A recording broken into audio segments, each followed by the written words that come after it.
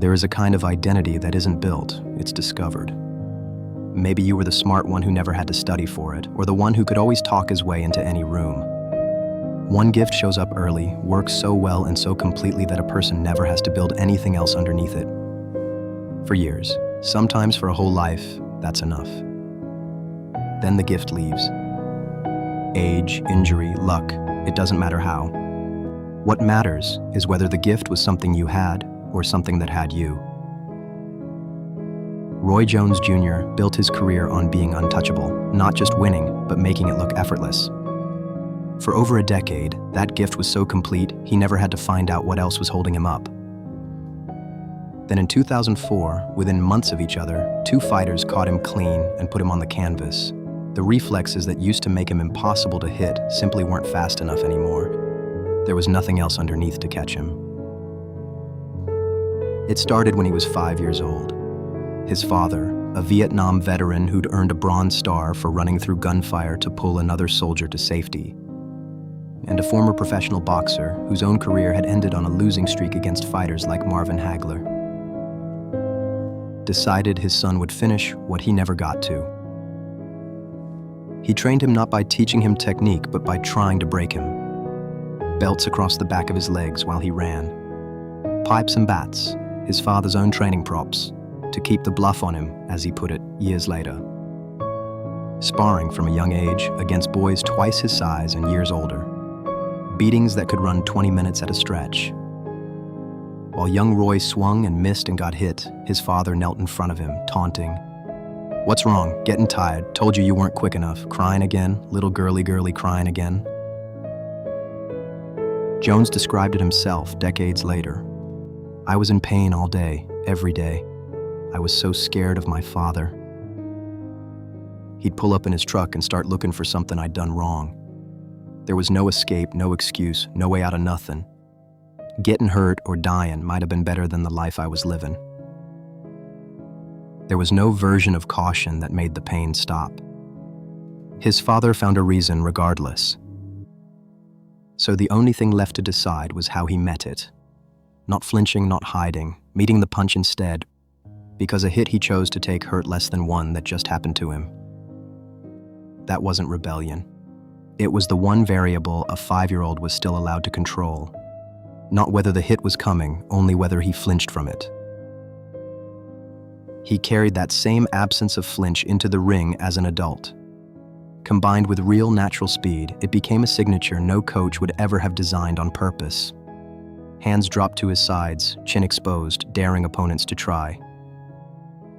Not showmanship, the physical proof of a decision made 20 years earlier, that flinching cost more than getting hit.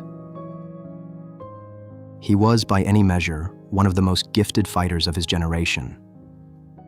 The reflexes, the hand speed, the reactions that looked like something a person is simply born with. Some of that was real, sharpened by thousands of hours sparring against boys twice his size. But underneath the gift was something nobody counted, including him. A 5-year-old's decision not to flinch, still running the show 30 years later. By 2004, Roy Jones Jr. had done something almost no boxer ever does. Held championship belts in 4 different weight classes, from middleweight all the way to heavyweight. Becoming the first former middleweight champion in over a century to win a heavyweight title. That May, Antonio Tarver caught him clean and put him down. Only the second time in his career he'd ever hit the canvas, and it shocked the sport. Everyone still treated it as a fluke, the kind of thing that happens once across 15 years. Then came Glenn Johnson that September, a fighter with 9 losses already on his record, the 6-1 underdog by the bookmaker's own math, the kind of number that assumes a fight barely needs deciding. Jones fought Johnson exactly the way he'd fought everyone for 15 years. Hands low, trusting the exit, certain his reflexes would be there the moment he actually needed them. In the 9th round, they weren't. Johnson's right hand landed clean, and Jones went down and stayed down, unconscious, face first, unmoving for nearly 15 minutes. 4 months earlier, people had called Tarver a fluke. Nobody was calling this one a fluke. What the fight actually exposed wasn't a fighter losing a step. Everyone else in that ring had a second identity built from years of technique they'd need eventually, once speed inevitably left. Jones only had the first one, a 5-year-old's decision never to flinch, kept safe for 30 years by a gift that was never actually the point. There was never room, growing up the way he did, to build a second one. You know this, the thing you were always so good at, that you never built anything to stand on once it stopped being enough. You were the fast one, or the funny one, or the one people described before they described anything else about you. It arrived early. You probably don't even remember choosing it. And it worked so immediately and so well that you never once sat down and built a second answer to who you are. You can still feel yourself reach for it, mid-introduction at a party. The old line arriving before you've even decided to say it. And for half a second, watching the other person's face, you catch that it doesn't land the way it used to. You keep talking anyway. So you maintain it. You keep leading with the same approach, polishing the one thing that used to open every door. Not out of denial exactly, but because maintaining it is the only relationship to yourself you've ever practiced. You never went looking for a second one.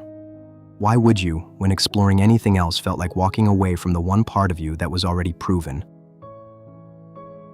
Roy Jones didn't lose his reflexes. His reflexes were never really the thing. He lost the only relationship to himself he'd ever built. A 5-year-old's decision never to flinch, kept safe for 30 years by a physical gift that was never actually the point. The night the gift finally failed, the decision got tested on its own for the first time. And it was never built to survive that alone. You thought the asset was the foundation. It was never the foundation. It was the only floor you ever built, and which is exactly why letting go of it never felt like an option. When people ask what happened, why the thing that used to work doesn't anymore, you'll talk about age or timing or bad luck on a given night. It won't be a lie, it just won't be the real answer. The real answer is that there was never a second version of you under construction, because the first version worked for so long that building a second one never once felt urgent. Roy Jones Jr. spent 30 years never finding out whether the decision underneath his gift could survive on its own, because the gift never once stopped working long enough to force the question. Then in front of a sold-out arena, it did. The decision had never been tested alone. It didn't survive. Whatever's carried you this far has never stopped working long enough for you to find out what's actually underneath it. What happens the day it finally gets tested?